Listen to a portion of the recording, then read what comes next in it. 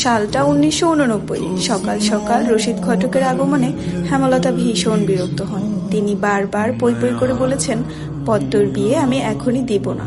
পদ্মকে আমি অনেক পড়াবো। তারপরও রশিদউদ্দিন সপ্তাহে সপ্তাহে এক এক পাত্রের খোঁজ নিয়ে আসে। মেয়ের বয়স আর কতই বা হলো, মাত্র 16।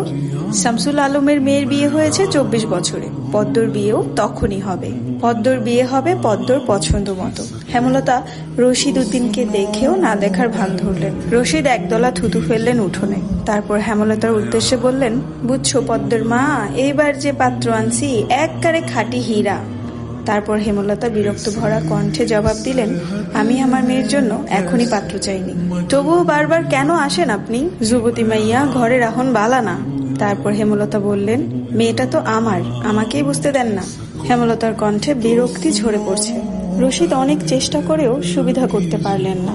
ব্যর্থ থমথমে মুখ নিয়ে সড়কে পা রাখেন।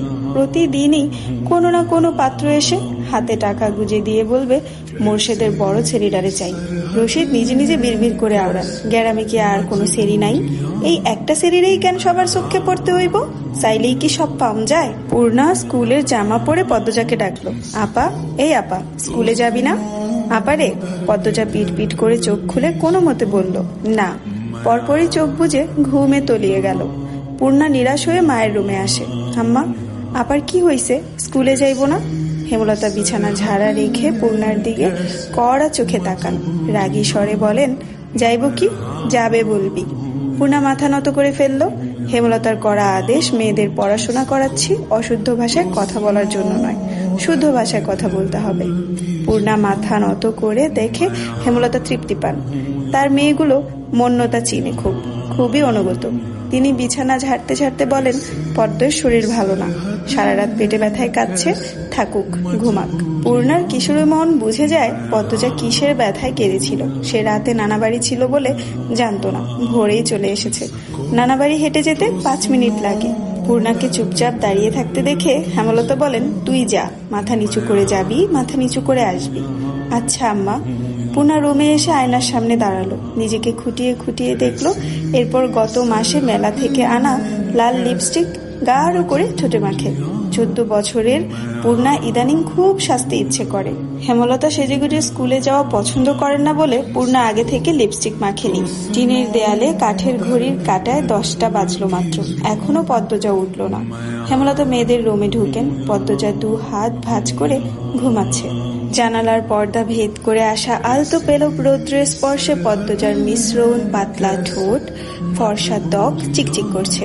হেমলতা বিসমিল্লা বলে 3 বার ফু দেন মেয়ের শরীরে। গুরুজনরা বলেন, মায়ের নজর লাগে বেশি, নজর কাটাতে বিসমিল্লা বলে ফু দিতে হয়। হেমলতার মায়া লাগছে পদ্মজার ঘুম ভাঙাতে, তবুও আদরে গলায় ডাকলেন, পদ্ম, এই পদ্ম। পদ্মজা চোখ খুলে মাকে দেখে দ্রুত উঠে বসেন। যেদিন ঘুম থেকে উঠতে দেরি হয় সেদিনই হেমলতা ডেকে তুলেন। পদ্মজা অপরাধী কণ্ঠে প্রশ্ন করলো, বেশি দেরি হয়ে গেছে আম্মা? হেমলতা বলেন, সমস্যা নেই, মুখ ধুয়ে খেতে আয়। পদ্মজা দ্রুত কলপারে গিয়ে ব্রাশ করে মুখ ধৌত করে।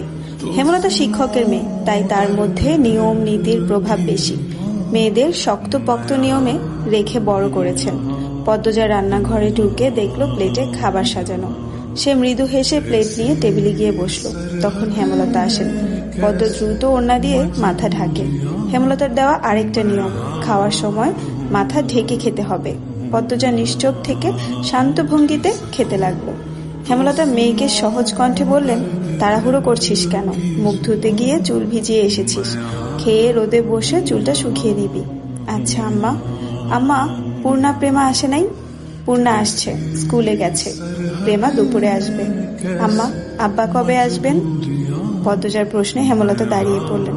শুকনো গলায় জবাব দেন, জানি না, খাওয়ার সময় কথা বলতে নেই। হেমলতা চলে যেতেই পদ্মজার চোখ থেকে টুপ করে 1 ফোঁটা জল পড়ে পাতে।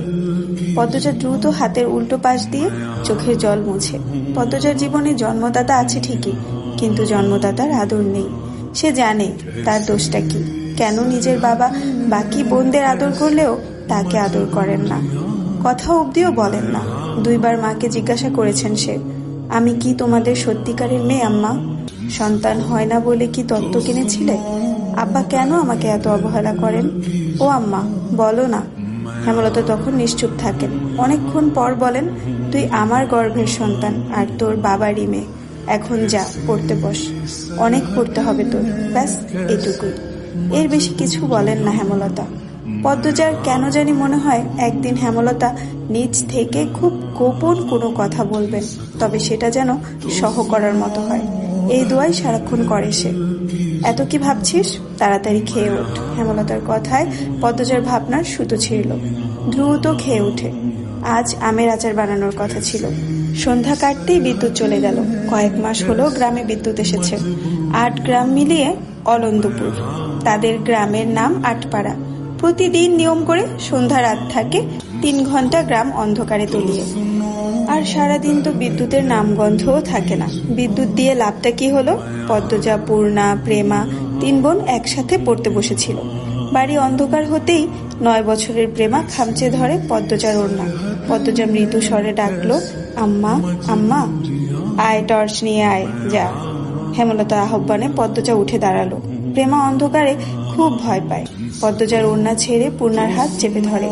টর্চ নিয়ে রুমে ঢোকার মুহূর্তেই পদ্মজা গেট খোলার আওয়াজ পেল। উকি দিয়ে হানিফকে দেখে সে দ্রুত রুমে ঢুকে পড়ল। হানিফ পদ্মজার সৎ মামা। বুবু, বাড়ি অন্ধকার কেন? বাত্তি টাত্তি জ্বালাও। হানিফের কণ্ঠ। হানিফ, আসছিস? হেমলতার রুম থেকে বেরিয়ে পড়লেন, হাতে হারিকেন। হানিফ সবকটি দাঁত বের করে হাসলো, বলল, হ, আমি। আয়, ভেতরে আয়। হানিফ বারান্দা পেরিয়ে বড় ঘরে ঢুকে বলল, তোমার সেরিগুলান কইতে? আছে, রুমেই পড়ছে। এই আন্ধারেও পড়ে? হেমলতা কিছু বললেন না। হানিফ এই বাড়িতে আসলে কেন জানি খুব অস্বস্তি হয়, অকারণেই। ওদের খাওয়ার সময় হয়েছে, তুইও খেয়ে নে।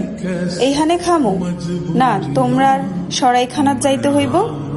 কথাটায় রসিকতা ছিল। গ্রামে থেকেও হেমলতা খাওয়ার জন্য আলাদা রুম নির্বাচন করেছেন। সেটা হানিফের কাছে রসিকতাই বটে। হেমলতা প্রশ্নের জবাবে সোজাসাপটা না দিয়ে বললেন, খেতে চাইলে খেতে আয়। পদ্মজা কিছুতেই খেতে আসলো না। কেমন জড়সড় হয়ে আছে। মনে হচ্ছে হানিফকে ভয় পাচ্ছে বা অবহেলা করছে। হানিফ 6 বছর সৌদিতে ছিল।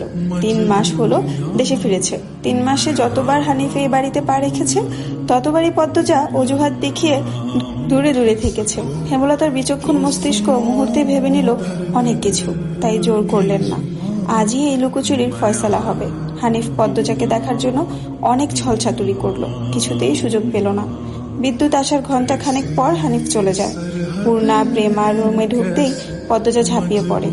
রুদ্ধ শ্বাস কণ্ঠে বলল, কতবার না করেছি লোকটার পাশে বেশিক্ষণ না থাকতে?